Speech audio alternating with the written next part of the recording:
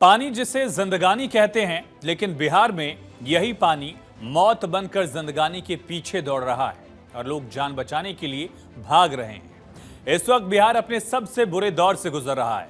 नेपाल से आई तबाही ने बिहार की मिट्टी में तबाही लिख दी है। सिर छिपाने को न मकान बचा, न दुकान बची, न खाने का सामान बचा। पानी सब कुछ अपने साथ बहा ले गया और साहिल पर खड़ा इंसान पलट चुकी बाढ़ बेदर लहरों में अपने दर्द के निशान गिन रहा है। बिहार में आंखों की जद से सिर की हद तक पानी ही पानी नजर आ रहा है।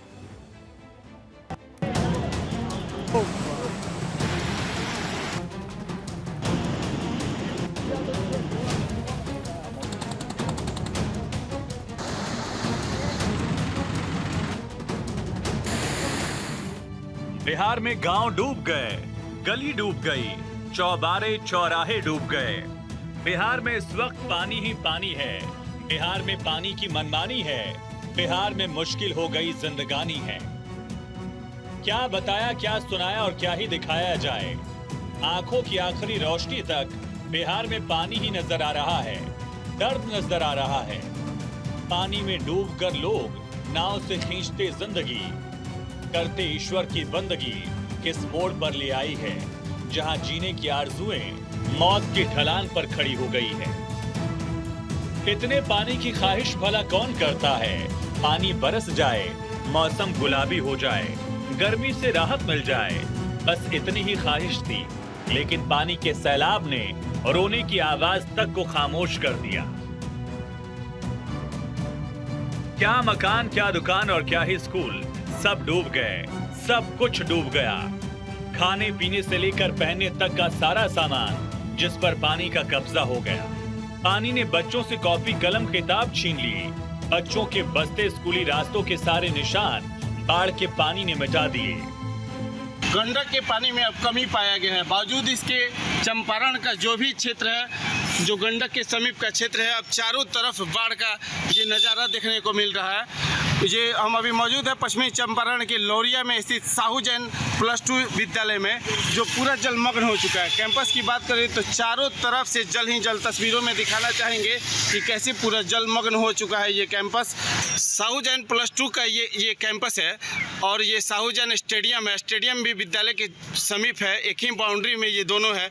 देखिए ये तस्वीरें कैसे ये जलमग्न हो चुका है। पश्चिमी चंपारण का लौरिया का ये साहू जैन स्टेडियम की बात करें या +2 विद्यालय की बात करें, चारों तरफ जल ही जल नजर आ रहा है। जिंदगी क्या है, जिंदगी कहते किसे हैं, इसके जवाब में इस तस्वीर को देखिए और कलेजे पर हाथ रखकर बैठ जाइए। सुपौल के लोग इसे ही जिंदगी कहते हैं। नेपाल से आए बाढ़ के पानी ने लोगों को घर से निकालकर फुटपाथ पर पटक दिया है। बेघर लोग जिंदगी को बचाने की जद्दोजहद कर रहे हैं। सुपौल के कई इलाके जलमग्न हैं। सुपौल ही नहीं, बिहार के करीब 20 जिले बाढ़ प्रभावित हैं। जिस तरीके से 2 दिन पहले भीमनगर बराज से 10.5 लाख क्यूसेक पानी डिस्चार्ज किया गया 2 दिनों के अंदर, उसकी वजह से हालात बड़े विस्फोटक हो गए थे। हालांकि नेपाल में अब बारिश रुक गई है, जिसकी वजह से सब कुछ कंट्रोल में दिखता नजर आ रहा है। हालांकि लोग अभी भी जद्दोजहद कर रहे हैं। आपको रेस्क्यू करके स्थानीय लोग लेकर कहाँ से आ रहे हैं? हम लोग को घर से जो है सो फंसे हुए थे, 4 रोज से भूखे प्यासे फंसे हुए हैं। तो आप लोग सहयोगी लोग जो है सो लेकर के जो है सो बाहर निकाल रहे हैं। क्या क्या आपका डूब गया, क्या कुछ बचा? कुछ बचा पाए या सब कुछ डूब कुछ नहीं बचा है, जान लेकर के हम लोग भागे हैं। सब कुछ डूब गया है, सब कुछ भस गया है। प्रशासन की तरफ से कोई इंतजाम किया गया था? कोई इल्जाम बात नहीं, प्रशासन की तरफ से अभी तक कोई इल्जाम बात नहीं हुआ। देखिए नाविक है हमारे साथ, उनसे ही बात करेंगे। वो बताएंगे कि कब कितने लोगों को अभी वो निकाल चुके हैं, क्योंकि वो भी इसी गांव के रहने वाले हैं और लगातार लोगों को निकालने की कोशिश कर रहे हैं। कब से आप लोगों को निकाल रहे हैं लगातार? हम गए 4 रोज से निकाल रहे हैं सर। कितने लोगों को निकाला अभी तक? अभी तलुक में हम 500-600 आदमी को निकाल चुके हैं। 500-600 आदमी का रेस्क्यू खुद कर चुके हैं, प्रशासन के इंतजार में नहीं है। नदी से हम छाने हैं 4 रोज से, रात दिन छाने हैं। तो क्यों आप प्रशासन ने कोई इंतजाम नहीं? कुछ नहीं, कोई प्रशासन नहीं आया, नहीं कोई देखे है। अभी लोग अभी आया है तो अभी छान कर रहे हैं। अभी नाव दिए हैं, अब बोले टपाए लोग को, तो हम लोग टपा रहे हैं। क्या करेंगे, हम मर गए। हम लोग नहीं खाने की चीज़ बचे, नहीं कोई बाल बच्चे भी कितने डूब गए, कितने मर गए, माल जाल में भी सब खत्म हो गया। मुजफ्फरपुर में बागमती नदी के बाद बूढ़ी गंडक नदी में भी तेजी से जलस्तर बढ़ने से शहर के निचले इलाके में जल तांडव मचने लगा है। इलाके पर बाढ़ के काले बादल मंडरा रहे हैं। जलस्तर बढ़ने से जिला प्रशासन अलर्ट मोड पर है। बागमती नदी से जहां औराई प्रखंड, कटरा प्रखंड क्षेत्र में लगातार जलस्तर बढ़ने से संकट बढ़ा है। गंडक नदी के जलस्तर में वृद्धि से जिले के 3 प्रमुख प्रखंड साहिबगंज, सरैया और पारू के इलाके बाढ़ से प्रभावित होने की संभावना भी बढ़ गई है। जिला प्रशासन ने इसको देखते हुए बाढ़ से प्रभावित निचले इलाकों में रहने वाले लोगों को सतर्क रहने के निर्देश दिए हैं। एसडीआरएफ की टीम को पेट्रोलिंग के लिए तैनात कर दिया गया है। फिलहाल प्रिपरेशन में सबसे पहले तो हमने एम्बैंकमेंट्स को चेक किया हुआ है, जो तटबंध है उन्हें हमने चेक करके स्ट्रेंथन कर रहे हैं। लगातार रोज ही टीमें जा रही हैं, जहां भी कोई कमियां दिख रही हैं उसे तुरंत सुधारा जा रहा है। और इसके अलावा लोग डिप्लॉयड हैं, अलर्ट पे हैं। नावें चलाई गई हैं, निःशुल्क नाव की सेवा है और आवश्यकता के अनुसार उसे प्रतिदिन बढ़ाया भी जा रहा है। ये सभी के लिए उपलब्ध है। किसी तरह की भी अगर हमें अचानक से रेस्क्यू किया, लोगों के आवागमन में भी दिक्कतें आ रही हैं जहाँ पर कि पानी आ गया है, तो वहाँ पर नावें यूज़ हो रही है। एसडीआरएफ की हमारे पास एक टीम डिप्लॉयड है जो कि पूरे 46 किलोमीटर्स पे है गंडक, तो पूरे में स्प्रेड आउट है। जब जहाँ ज़रूरत होगी तो वो फटाफट रिस्पॉन्स, उनका मिनिमम रिस्पॉन्स टाइम है, वो रेस्क्यू कर सकते हैं। वाल्मीकि नगर गंडक नदी की तबाही और पहाड़ियों से आने वाली नदियां चंपारण में तबाही की गाथा लिख रही हैं। बिहार का पश्चिमी चंपारण इस वक्त पानी से जिंदगानी बचाने की जंग लड़ रहा है। पानी सड़कों पर जिंदगियों का रास्ता रोक कर खड़ा हो गया है। लोगों के पास रहने को न मकान बचा, काम के लिए न दुकान बची, न चलने के लिए सड़क। पानी इंसानियत से अपनी दुश्मनी निभाने पर उतर आया है। बाढ़ का पानी अपने साथ सड़कें बहा ले गया, बांध बहा ले गया, पुलों को तोड़कर जिंदगी को साहिल पर पटक गया। गंडक की पानी अब पश्चिमी चंपारण के खाल वाले इलाकों में तबाही मचाने लगी है। हम तस्वीरों में दिखाना चाहेंगे, ये पश्चिमी चंपारण का लौरिया नगर पंचायत क्षेत्र है और जहाँ पे पूरा लौरिया जो देखने को मिल रहा है ये जलमग्न हो चुका है। यहाँ +2 विद्यालय से लेके अशोक स्तंभ तक हम पहुँचे हैं। ये लौरिया और नरकटियागंज का मुख्य सड़क है जो पूरे तरीके से बाधित, खतरे से ऊपर पानी बह रही है मुख्य सड़क पे। ये तस्वीरों में दिखाना चाहेंगे, अशोक स्तंभ है। यहाँ पर्यटक जो है घूमने के लिए आते हैं आम दिनों में, लेकिन अभी बाढ़ इतना कोहराम मचाया है कि अशोक स्तंभ की तो दूर की बात करें, अभी बेतिया और नरकटियागंज की ये जो मुख्य सड़क है ये पूरी तरीके से बाधित है। तस्वीरों में आप देख रहे हैं जल ही जल, चारों तरफ जलमग्न हो चुका है ये लौरिया और ऐसे में आवागमन पे पूरे तरीके से रोक लगा दिया गया है। बाढ़ का पानी ऐसा आया कि लोगों को संभलने तक की मोहलत नहीं दी और देखते ही देखते गांव के गांव, बस्तियां, मोहल्ले दरिया बन गए। बाढ़ के पानी ने लोगों की जिंदगी को मौत की मचान पर खड़ा कर दिया है। जहां जिंदगी मौत से जंग लड़ रही है, लेकिन जिंदगी की इस जंग में एनडीआरएफ की टीम लोगों के साथ कंधे से कंधा मिलाकर खड़ी है, लोगों को सुरक्षित स्थानों तक पहुंचा रही है। बाढ़ प्रभावित इलाकों में जी किस तरीके से रेस्क्यू ऑपरेशन एनडीआरएफ की टीम चला रही है, इसका जायजा लेने भारत 24 की टीम एनडीआरएफ की टीम के साथ है। इस टीम ने कल से अब तक करीब 400 से ज़्यादा लोगों की जान बचाई है और लगातार ये टीम रेस्क्यू कर रही है। हम आज चलेंगे इनके साथ और देखेंगे कि किस तरीके से लोग रेस्क्यू कर रहे हैं। जानकारी मिली है कि कुछ लोग फंसे हुए हैं, उनके पास से लोग जा रहे हैं। क्या जानकारी मिली है? अभी इसके पीछे एक डंगा गांव है जहां पे काफ़ी लोग फंसे हुए हैं, तो उनको रेस्क्यू करने के लिए हम लोग जा रहे हैं।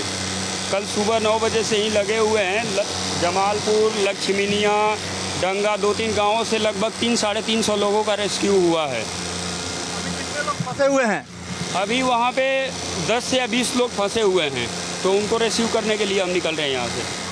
20 लोग अभी भी फंसे हुए हैं जिनको रेस्क्यू करने के लिए तमाम लोग जा रहे हैं और एनडीआरएफ की टीम कल से ही लगातार, जब से कीरतपुर तटबंध टूटा है तभी से लगातार यह टीम रेस्क्यू ऑपरेशन जारी की हुई है और तकरीबन 400 से अधिक लोगों का रेस्क्यू हो चुका है और अभी भी 10 से 20 लोगों के फंसे होने की जानकारी मिली है। एनडीआरएफ की टीम लगातार रेस्क्यू ऑपरेशन कर रही है और ये पूरा इलाका जो कि नेपाल में हुई बारिश के बाद जिस तरीके से सुपौल में भीमनगर बराज से पानी छोड़ा गया, तो सुपौल के बाद सहरसा, दरभंगा, सीतामढ़ी, मुजफ्फरपुर, कटिहार, ऐसे तमाम जो इलाके हैं मुंगेर, भागलपुर, बेगूसराय, वो तमाम इलाके जलमग्न हो गए। और वैसी परिस्थिति में जहाँ पे ज़्यादा लोग फंसे हुए हैं, आप देखिए कैमरे की नज़र से किस तरीके से मकानों के अंदर पानी घुसा हुआ है और तमाम मकान जो हैं वो कहीं ना कहीं पानी से घिर गए हैं। लोग अभी भी अपने आप को किसी तरह से जद्दोजहद कर रहे हैं, निकालने की कोशिश स्वयं से भी लोग कर रहे हैं, खुद से भी लोग पुल के ऊपर शरण लिए हैं। पुल के ऊपर मवेशी बांधे हुए हैं, आपको दिखाएं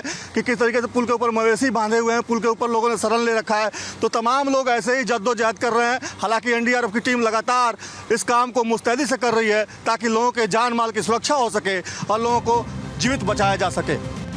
पानी की सरगम पर थिरकने वाला गोपालगंज सैलाब की कहानी सुना कर रो रहा है। बाढ़ के पानी ने मकानों, दुकानों को अपने अंदर समा लिया है। गंडक के जलस्तर में लगातार हो रही बढ़ोतरी खतरे की घंटी बजा रही है। मांझागढ़ प्रखंड के राजकीय बुनियादी विद्यालय गौसिया में पूरी तरह से पानी भर चुका है। निमुया, भैंसई समेत 4 पंचायतें बाढ़ से प्रभावित हो गई। लोगों को पीने का पानी तक मैसर नहीं हो रहा है। विडंबना ये है कि चारों तरफ पानी ही पानी, मगर ग्लास में पीने के लिए नहीं। पानी अत्यधिक नेपाल द्वारा छोड़े जाने के कारण तबाही का आलम है और गौसिया पंचायत जो माझा प्रखंड के अंतर्गत आता है, उसके वार्ड नंबर और 13-14 दोनों पूर्णतः प्रभावित है और वार्ड नंबर 9 और 10 का कुछ आंशिक भाग भी इसमें प्रभावित है। अभी 1 घंटा पहले मैं गया हुआ था वहाँ बलुआ टोला, तो वहाँ देखा कि कई घरों में लगभग 70% ऐसे घर हैं जिनके घर में पानी लगा हुआ है, चूल्हा चौकी सब बंद है। लोग चौकी पर, मचान पर लोग बैठे हुए हैं। यहाँ पर बच्चों के आने जाने की समस्या मुख्य है। पानी ज़्यादा कदर एक बार बढ़ जाता है और इसका कोई पूर्व से पता रहता नहीं है। बच्चों का आना जाना, किसी का भी आना जाना इस पानी में एकाएक बढ़ जाने के बाद समस्या ही समस्या है। किसे सुनाएं, कौन सुनेगा, किसे दिखाएं, कौन ये दर्द देखेगा। ये दर्द न कहा जाता है, ना सहा जाता है, ना देखा जाता है, ना दर्द ये दिखाया जाता है। ये तफसील है उस तकलीफ की, उस दर्द की, उस बेचारगी की, जिसे हमारी ही आंखें देख रही हैं, रो रही हैं, जिसे हमारा शहर दिन के उजाले में देख रहा है और स्याह रात में बिलख रहा है। 28 तारीख को नेपाल ने भीमनगर बैराज से पानी छोड़ा और 29 तारीख को सहरसा का कीरतपुर तटबंध टूट गया, जिसकी वजह से तमाम जो कीरतपुर तटबंध से सटे हुए गांव थे वहां के लोग कहीं ना कहीं एक तरह से आवास विहीन हो गए। उनके मकान, ज़मीन, खेत खलिहान, स्कूल, तमाम जो चीज़ें थी वो सभी कहीं ना कहीं जल समाधि ले चुकी हैं, जिसकी वजह से इन लोगों ने अब मुख्य सड़क जो कि बांध की सड़क है, कीरतपुर तटबंध से की जो सड़क है उस पर इन लोगों ने फिलहाल शरण ली है। हालांकि आगे यह तटबंध जाकर टूट गया है। किसी तरीके से देखिए यहाँ पे जो पैकेट बांटे जा रहे हैं, राहत सामग्री का बांटने का काम चल रहा है और बिस्किट के पैकेट बांटे जा रहे हैं ताकि यहाँ जो लोग मौजूद हैं इनको किस तरीके से इनके जान माल की रक्षा की जा सके। देखिए जो सामान यहाँ लाए गए हैं वो भी यहाँ पे लोगों के वैसे के वैसे पड़े हुए हैं। मवेशी यहाँ पे बंधे मिलेंगे। सड़क के दोनों ही तरफ एक तरह से कहा जाए तो लोगों का जमावड़ा है। लोग जो भी अपना सामान बचा पाए प्रलयंकारी बाढ़ से, उसको लेकर यहाँ सड़क पर लोगों ने शरण ली और ऐसे ही ज़िंदगी जीने को मजबूर हैं। पानी जब घरों पर चढ़ने लगा तो लोग अपने बच्चों को लेकर सुरक्षित स्थान पर भागने लगे, लेकिन पानी मानो सब कुछ बर्बाद करने पर आमादा है और देखते ही देखते रिहायशी इलाकों पर पानी ने कब्जा कर लिया। रास्ते मिट गए, वास्ते सिमट गए। साहिल पर खामोश खड़ी जिंदगी मौत का इंतजार कर रही है।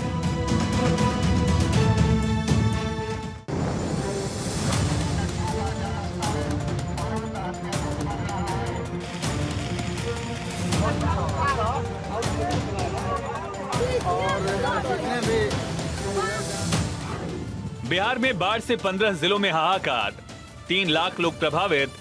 24 घंटे में 7 बांध टूटे, 200 से ज्यादा गांव डूबे, कई पावर स्टेशन में घुसा पानी, 50 से ज्यादा सड़कें तबाह, बाढ़ के चलते बंद किए गए स्कूल।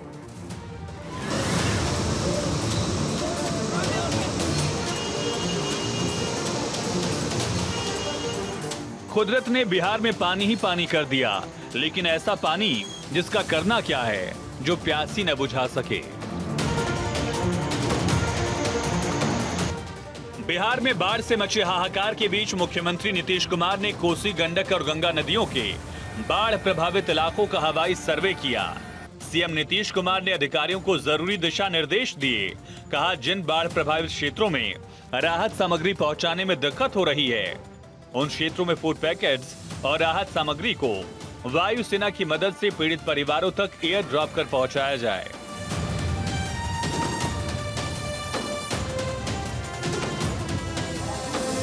वहीं केंद्रीय मंत्री चिराग पासवान ने भी बाढ़ प्रभावित इलाकों का दौरा किया और बाढ़ प्रभावित लोगों तक राहत सामग्री पहुंची।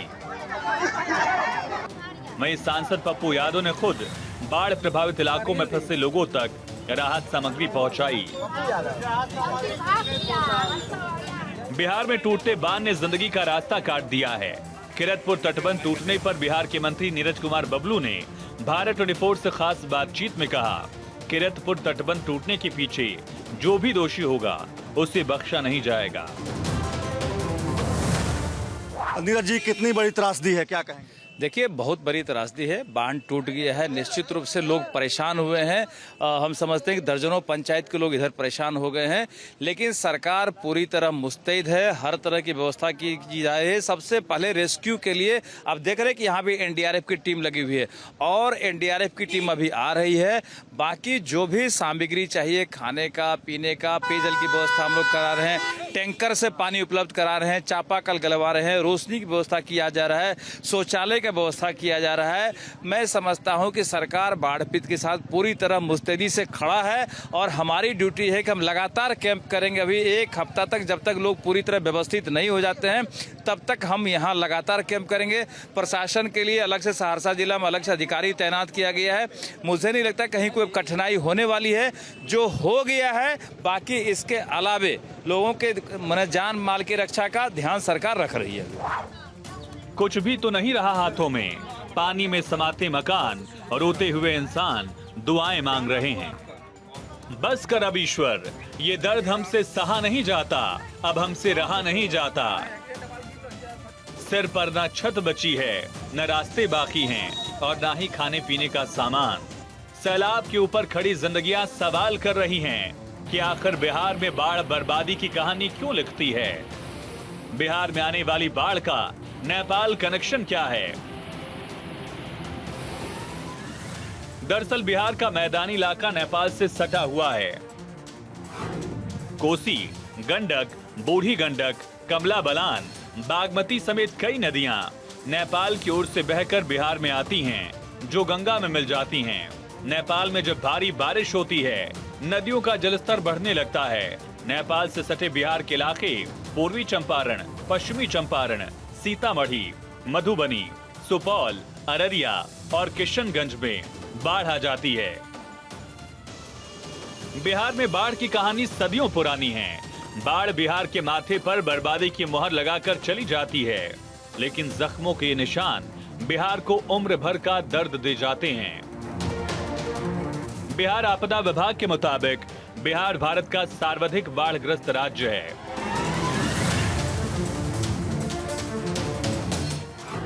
यहाँ कुल आबादी के 76% लोग बाढ़ वाले क्षेत्र में रहते हैं। बिहार के कुल भौगोलिक क्षेत्र का 73% यानी लगभग 68,800 वर्ग किलोमीटर क्षेत्र बाढ़ प्रभावित क्षेत्र में है। बिहार में बाढ़ की समस्या आज की नहीं बल्कि ऐतिहासिक है। रिपोर्ट्स के मुताबिक साल 1953 में तत्कालीन पीएम जवाहरलाल नेहरू ने कोसी परियोजना का शिलान्यास किया था। कहा था अगले 15 साल में बिहार में बाढ़ पर नियंत्रण पा लिया जाएगा।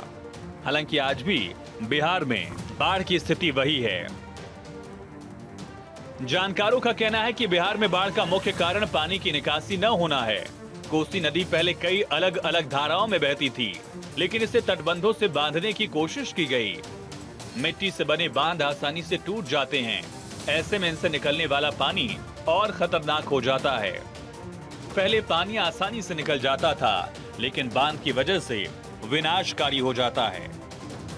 बिहार से भारत 24 के लिए सर्वेश सिंह के साथ सागर कुमार की रिपोर्ट।